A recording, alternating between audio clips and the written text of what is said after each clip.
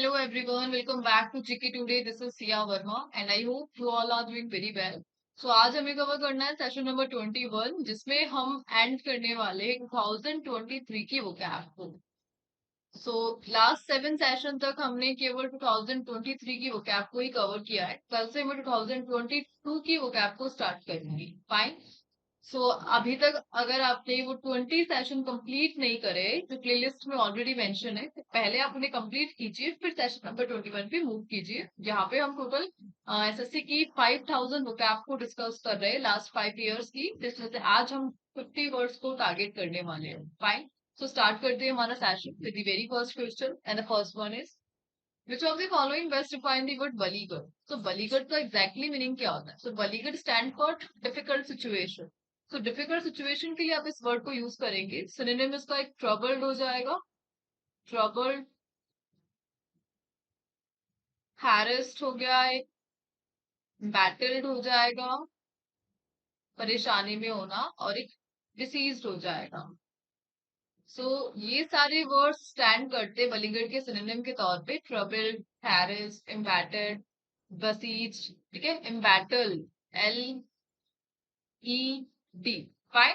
Trouble के sense में आप इस वर्ड को यूज करेंगे बलीगढ़, यानी किसी परेशानी में होना। जस्ट लाइक एग्जाम्पल के तौर पे समझते, the company faced financial difficulties and beleaguered market position. So financial difficulties को फेस करी कंपनी ने, साथ ही साथ बलीगढ़ यानी बहुत डिफिकल्ट मार्केट पोजीशन को भी फेस किया।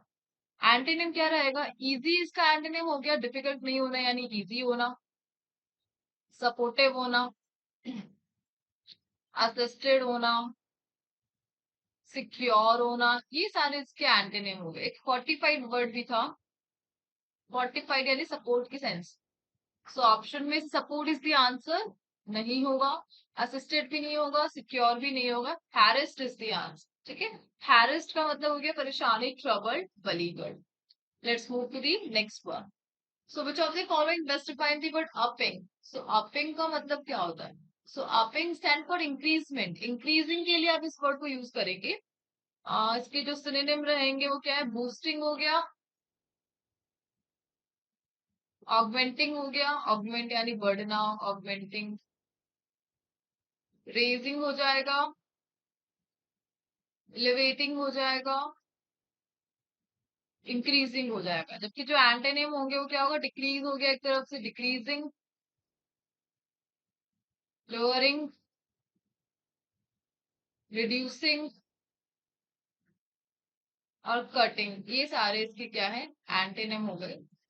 So the government is considering upping the tax rate to generate more revenue. So more revenue को generate करने के लिए government क्या consider कर रही है? Upping the tax, increase करना. So the answer is diminishing भी नहीं होगा, reducing भी नहीं होगा, lowering भी नहीं होगा, increasing भी नहीं होगा. Increasing is the answer.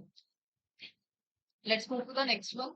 Which of the following best defines the word veil? So veil का exactly meaning क्या होता है? So veil मतलब पहनावा, covering करने के लिए, mantle करने के लिए.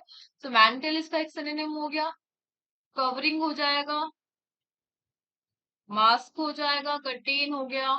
ये सारे क्या है? इसके सिनोनिम हो गए। जबकि एंटीनिम्स की अगर हम बात करें तो एक्सपोज, एक्सपोज करना, रिवेल करना, अनवेल, डिस्क्लोज, ये क्या है? सारे इसके एंटीनिम हो गए, डिस्क्लोज और uncover. The bride war a delicate well over her face during the wedding ceremony. Wedding ceremony के दौरान ब्राइड ने फेस पर डेलिकेट वेल पहना। ठीक है, ढकने के लिए डेलिकेट वेल। कवर करने के लिए आप ये वर्ड यूज करेंगे well. From the option expose is not the answer, covering is the answer, unveil भी नहीं होगा, डिस्क्लोज भी नहीं होगा। Fine. Let's move to the next one. Which of the following best defines the word complacency. Complacency का मतलब होता है ग्रेटिफिकेशन, ग्रेटिट्यूड के लिए आप इस वर्ड को यूज करते हैं। ग्रेटिट्यूड, संतुष्टि। ठीक है, ग्रेटिट्यूड हो गया। सेल्फ सेटिस्फैक्शन आप बोल सकते हैं, सेल्फ सेटिस्फैक्शन, स्मगनेस, कंटेंटमेंट, है ना, कंटेंटमेंट भी एक हो गया। जबकि एंटीनिम क्या रहेंगे?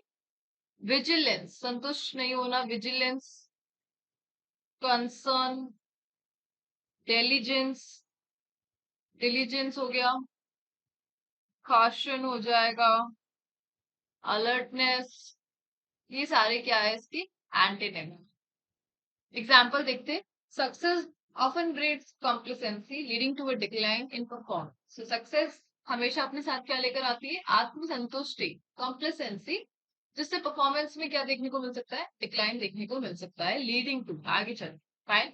सो vigilance is not the answer, alertness भी नहीं है, contentment is the answer, diligence भी नहीं है। Fine, let's move to the next one. So which of the following best define the word differ? So differ का मतलब क्या होता है? So differ का मतलब होता है डिले। डिले के सेंस में आप इस वर्ड को यूज करेंगे, डिले होना, लेट होना, पोस्टपोन होना। पोस्टपोन हो जाएगा इसका एक वर्ड, लेट हो गया, लेट हो गया, पोस्टपोन हो गया। सस्पेंड इसका एक सिनोनिम हो गया, अजर्न हो गया, लेट होने के सेंस में, ठीक है। जबकि एंटोनिम क्या होगा इसका, जल्दी करने के सेंस में, एडवांस, हेसन, ये इसकी क्या है एंटोनिम।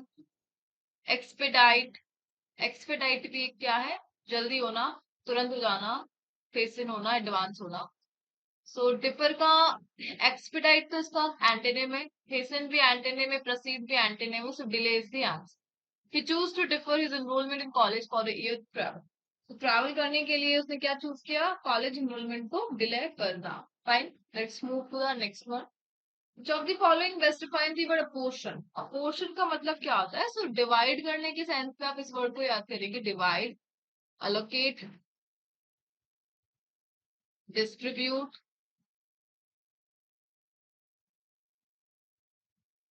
शेयर करना। जबकि जो एंटेनिम होंगे वो होंगे इसकी कलेक्ट करना, गैदरिंग हो गया, गैदर होना, कंसोलिडेट हो गया, अक्यूमुलेट हो गया। ये सारे क्या है इसके एंटोनिम है। एग्जाम्पल के तौर पर समझते, the teacher will apportion the group project task evenly among the students. So evenly students में ग्रुप प्रोजेक्ट को अपोर्शन किया, विल अपोर्शन, अपोर्शन मतलब डिवाइड किया, अलोकेट किया। तो ये सारे नहीं है, हिंडर्ड, स्टॉल्ड, डिटर्ड, इंसाइटेड, ये सारे वर्ड तो कल पढ़े थे हमने। कौन सा वर्ड था, याद आ रहा है आपको? हैम्पर्ड वर्ड पढ़ा था कल, हैम्पर्ड। ये सारे तो हैम्पर्ड के सिनोनिम है, ठीक है। हैम्पर्ड, हिंडर होना, इम्पेड होना, अब्स्ट्रैक्ट होना। So the next one is which of the following best define the word regime. So regime का मतलब क्या होता है? सो रेजीम यानी सेल्फ गवर्नमेंट अथॉरिटी हो गया, अथॉरिटी, रेगुलमेंट, सिस्टम, ठीक है। जबकि सिनोनिम क्या हो जाएगा, डिसऑर्डर, क्योज, किसी चीज का सिस्टम में नहीं होना, क्योज होना, लिबर्टी, ये सारे इसके एंटोनिम रहेंगे। और एक अनार्की, अनार्की भी इसका क्या है, एक एंटोनिम हो गया। सो सॉरी, माय बैड, मैंने ऐड नहीं करे। सो अथॉरिटी से आप ध्यान रखना, रेगुलमेंट, सिस्टम, regime के synonym. The new health care regime aims to improve access to medical services for all the citizens. Fine. Let's move to the next one. Which of the following best define the word brazen? Brazen ये word already हम discuss कर चुके हैं। Shameless, reckless, impudent, ये क्या है इसकी synonym है।